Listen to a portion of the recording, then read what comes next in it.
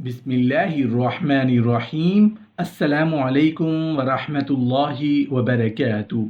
नहमदुहु व नुसल्ली अला रसूलिहिल करीम, अम्मा बाद।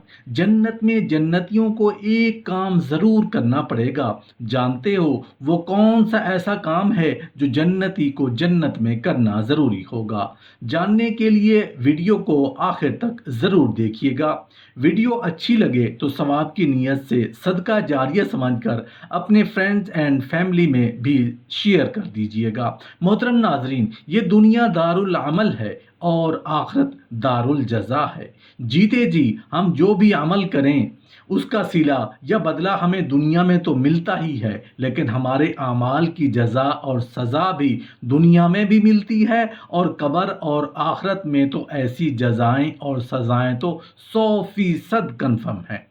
इसमें तो शक व शुबे वाली कोई बात ही नहीं। ये हमारे रब का फैसला है कि जब इंसान की सांसें बंद हो जाती हैं, रूह कब्ज़ हो जाती है, फरिश्ते रूह कब्ज़ कर लेते हैं, तो फिर इंसान का नामा आमाल जो दो फरिश्ते लिख रहे होते हैं, उन आमाल नामों को क्लोज कर दिया जाता है, बंद कर दिया जाता है। रूह कब्ज़ होने के बाद जिक्र अज़कार सब कुछ बंद हो जाता है।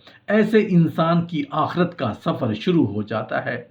अब या तो वो जन्नत में मज़े करेगा या जहन्नुम में अज़ाब भुगतेगा, ये हमारे रब को पता है।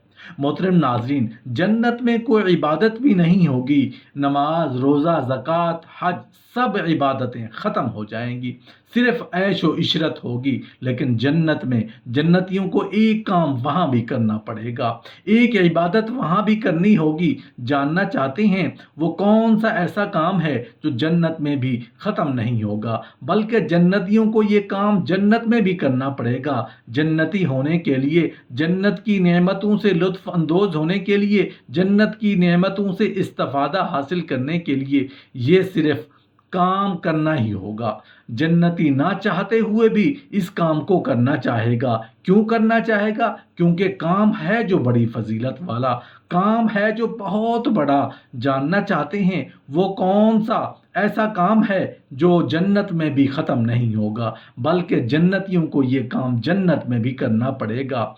वो काम है अल्लाह का शुक्र अदा करना, वो इबादत है अल्लाह की हम्द बयान करना। ये ऐसा काम है जो जन्नतियों की ज़ुबान पर जारी व सारी रहेगा। क्यों जारी व सारी रहेगा? इसलिए कि अल्लाह ने अपनी रहमत से जन्नत अता फरमाई है और उसमें बेशुमार नेमतें अता फरमाई हैं। हदीस में आता है कि अहले जन्नत के मुंह से हर वक्त हम्द बारी ताला जारी रहेगी। जिस तरह दुनिया में बगैर किसी इरादे और मेहनत के सांस जारी रहता है, इसी तरह जन्नत में बिला अख्तियार हम्द बारी ताला जारी रहेगी। अगर दुनिया में ये आदत पड़ जाएगी कि हर छोटी बड़ी नेमत पर अल्लाह का शुक्र अदा करने लगें, तो अज़ाब खुदाबंदी से निजात मिलेगी, नेमतों में इजाफा होगा। इस अमल से अल्लाह ताला की मोहब्बत पैदा होती है और अल्लाह ताला के साथ ताल्लुक़ कवी होता है, कुर्ब खुदाबंदी बढ़ता है और ज़िंदगी में एक खुशगवार तब्दीली आती है।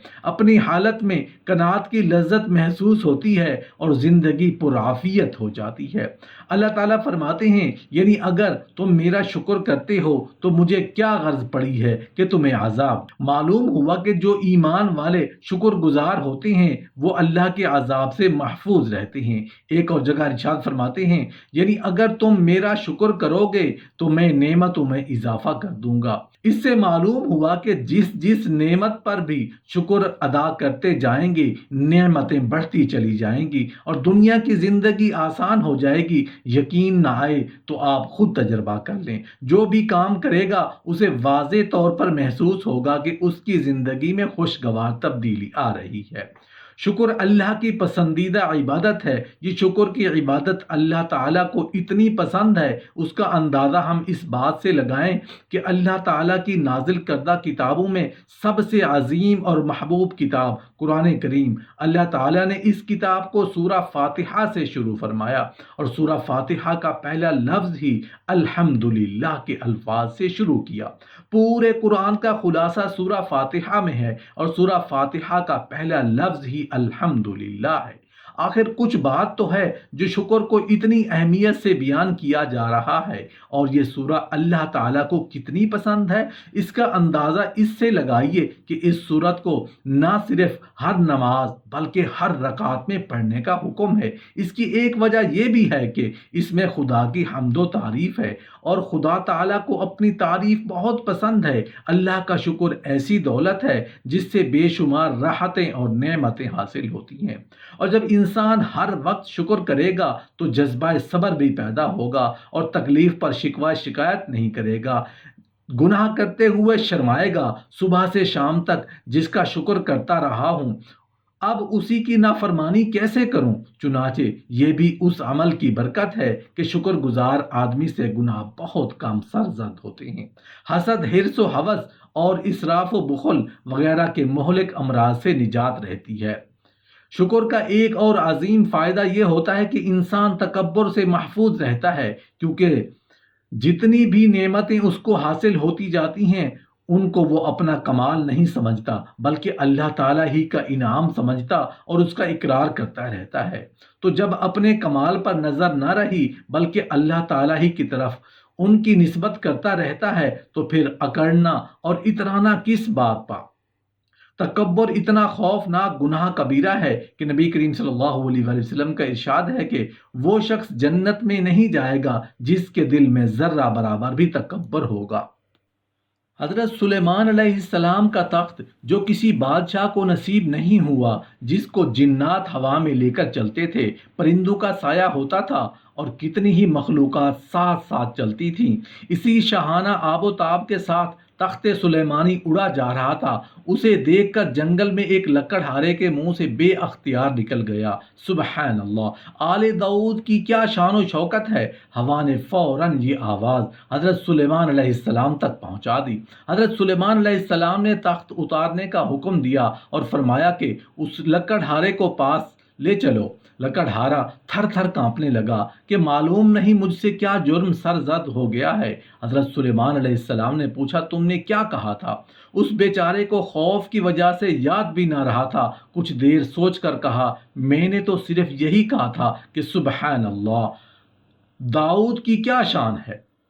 حضرت سلیمان علیہ السلام نے فرمایا کہ تجھے لشکر سلیمانی دیکھ کر رشک آیا، لیکن تجھے یہ بات معلوم نہیں کہ تو نے جو سبحان اللہ کہا تھا اس کے سامنے ایسے ہزاروں لشکروں کی کوئی حیثیت نہیں ہے۔ تجھے معلوم بھی نہیں کہ صرف ایک مرتبہ سبحان اللہ کہنے سے تجھے کتنا اونچا مقام مل گیا ہے۔ پہلی چیز شکر ہے۔